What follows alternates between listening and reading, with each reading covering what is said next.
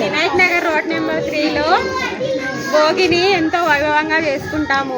భోగ భాగ్యాలను తెచ్చే ఈ భోగి మాకు ఎంతో ఆనందదాయకంగా ఉంటుంది.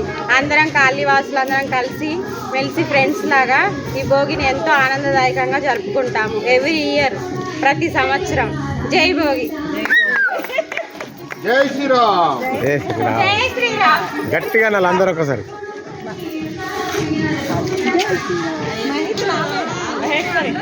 లేడు అవే నవధాన్యాలు వేసినాయి.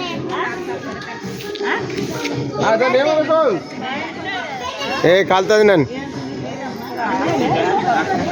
ఓయ్ పిల్ల మాట్లాడతాను కూడా.